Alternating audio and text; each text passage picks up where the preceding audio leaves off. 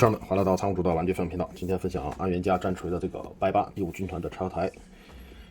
可汗他们家这个白八，前段时间安源家的这个节奏还挺大的嘛。那几个小兵的这个太白后边反攻后又太敷衍的问题，闹得还挺凶的。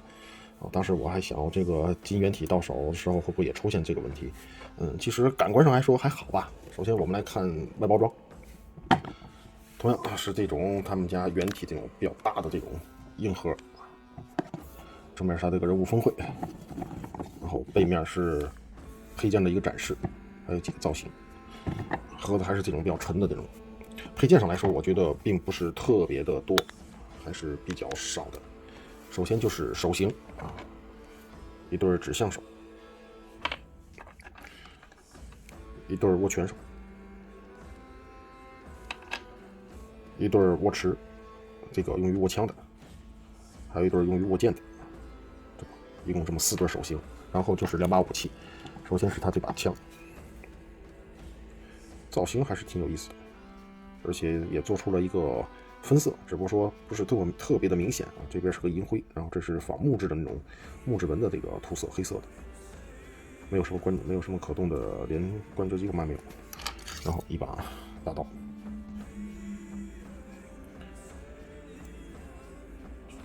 鹰头。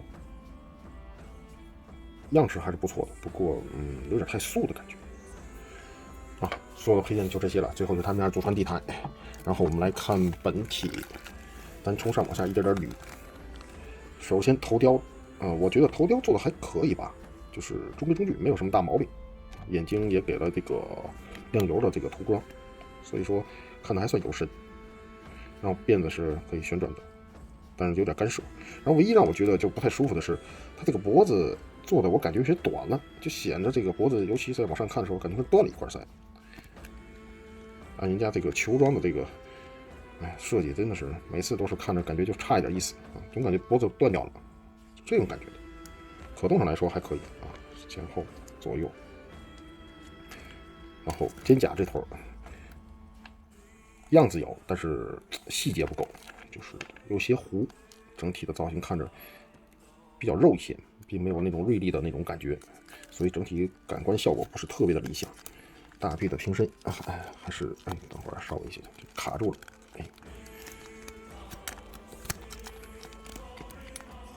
，90度，面面倾向90度吧。主要它的设计这个稍微有些干涉，差一点不到90度，也就到这里了。这个卡的真的是太难受了，也就到这里了。然后手肘的可动，就是按人家的原体的可动都差不多，大同小异。然后再次吐槽一下他们家这个少用的这个圆球式的这种插拔，太难安装，非常不舒服啊。这里旋转也是有的。然后同样的，手臂也有这个前置的这个关节。然后我们来看胸腰，胸腰的可动这款就略差了，几乎全是干涉，所以说前后几乎没有，左右有一点点。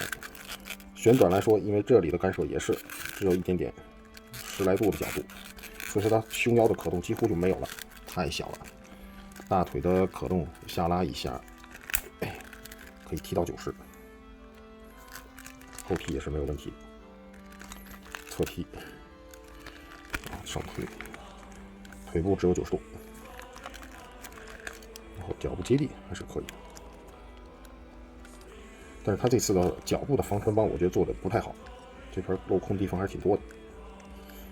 然后我们来看细节，然后再吐槽一下，他这个背包太松了，稍微玩一下就会掉。这个背包，很多这个背包都做的很松，要不就做的太紧，插不进去，这个真的是一言难尽。背后的涂装，背包涂装还可以，这个分色做的还算不错。然后这个大软胶的披风。然后这里的这种武士用的这种软胶带，这个大刀做的是不是有点太宽大了？我觉得，而且这个刀装进去是有点松。然后正面的胸口是个狮王的一个图标，同样的问题就是细节太糊。从腰带上来说还可以吧。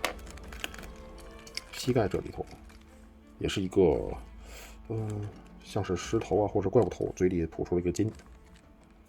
整体还有一些花纹的这种点缀，它有做那种阴影干扫，但是做的并不是非常的舒服。就是怎么说呢？能看出来这块有些黑，有些阴影，但是并过度不好。然后整体这个白又显得不是很干净的白，就是略微有些脏的那种感觉，就自洗啊、涂层那种，是那种效果的。就是感觉跟没有擦干净的那种白一样，上面贴了一层那种透明胶，粘过以后就那种效果。所以说，你看这个吊真的是没办法，实际上他们家只有一家出呢，而且一直打算把原体都收集，所以说出一个买一个，好与坏只能说是留着的，然后到时候就全部暂时就可以。